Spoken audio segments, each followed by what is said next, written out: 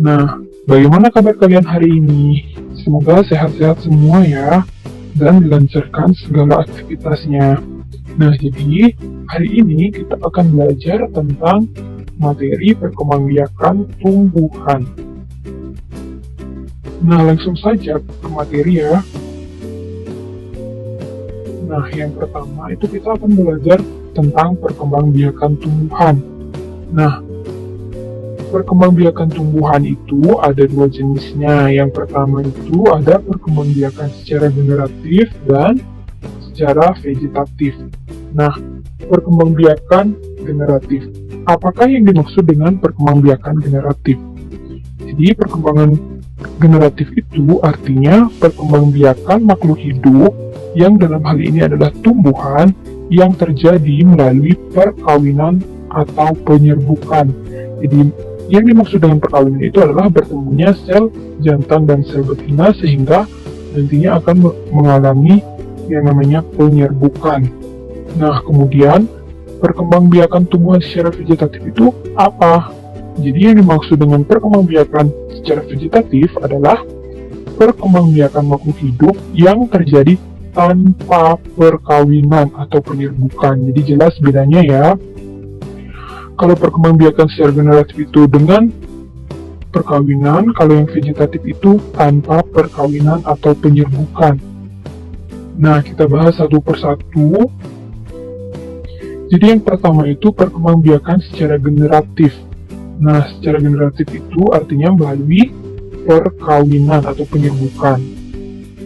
Nah, perkembangbiakan generatif itu melibatkan tumbuhan-tumbuhan yang berbunga. Jadi perkembangbiakan secara generatif itu dialami oleh tumbuhan-tumbuhan yang berbunga.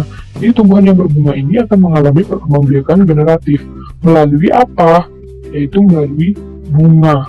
Nah, pada bunga itu disebut adanya proses penyerbukan. Nah, apa yang dimaksud dengan penyerbukan?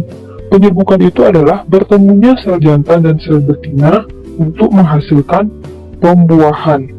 Atau penyerbukan artinya jatuhnya benang sari ke kepala putih. Jadi itu artinya penyerbukan.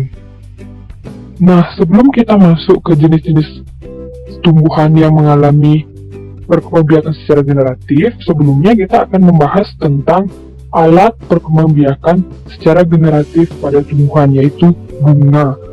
Nah, jadi kita akan mempelajari tentang bagian-bagian bunga. Nah, di sini Putri Ida sudah memiliki struktur bunga. Jadi, ini namanya struktur bunga.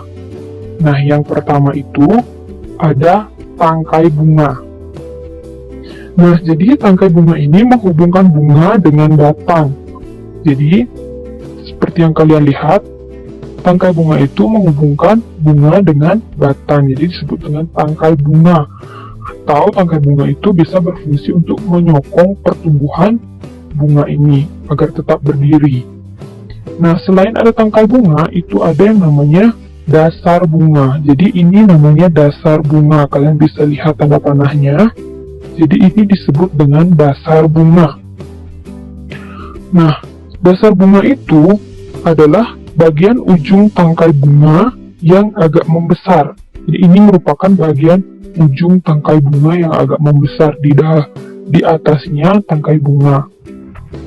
Nah, kemudian yang berikutnya itu ada bakal biji. Nah, seperti yang kalian lihat di sana ada bakal biji atau disebut dengan sel buah ya, atau bakal buah. Jadi di dalam bakal biji ini, kalian bisa lihat di sini ada bakal biji. Di dalam bakal buah ini terdapat sel ovum dan calon lembaga. Ini sel ovum dan calon lembaga. Nah, berikutnya ada kelopak. Nah, ini disebut dengan kelopak bunga. Ini juga disebut dengan kelopak bunga. Nah, fungsi dari kelopak bunga itu apa? Fungsi dari kelopak bunga adalah melindungi mahkota bunga ketika masih kuncup dari serangan hama, baik itu ulat, wareng maupun yang lainnya. Jadi fungsinya itu adalah untuk melindungi mahkota ketika masih kuncup atau bunga ketika masih kuncup.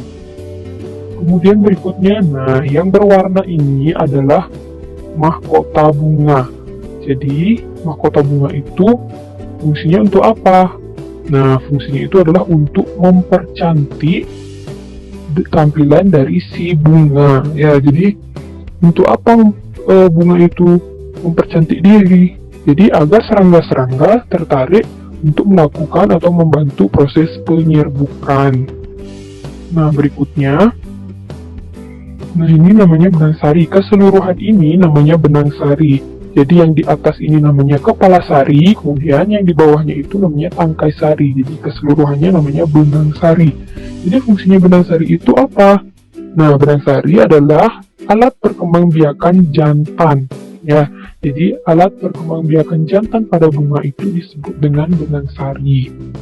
Kemudian, nah yang terakhir ini ada putik.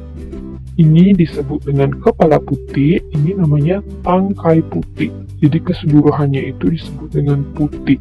Jadi fungsinya putih itu untuk apa? Nah, putih itu merupakan alat perkembangbiakan betina pada bunga. Ya, jadi si putih ini nantinya akan mengandung, istilahnya mengandung bakal buah atau bakal biji. Nah, seperti yang Ibu tadi sebutkan, penyerbukan itu merupakan jatuhnya benang sari ke kepala putih. Jadi benang sari ini akan berterbangan bersama udara, kemudian akan jatuh ke kepala putih. Nanti setelah jatuh dia akan menuju ke sini. Jadi terbentuklah bakal biji atau bakal buah. Nah, untuk proses penyerbukannya kita bahas di bagian yang selanjutnya.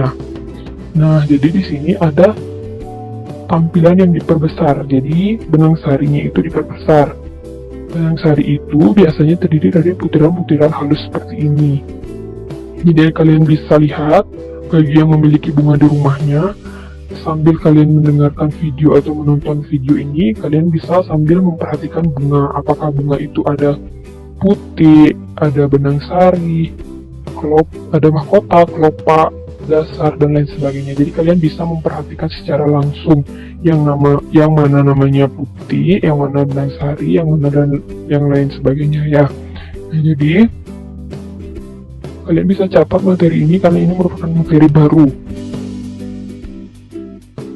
Jadi setelah kalian catat, kalian pelajari kembali apa yang telah kalian simak dalam video ini. Ibu harap kalian masih tetap semangat ya. Nah, demikian yang dapat Ibu berikan. Ibu ucapkan terima kasih dan sampai jumpa.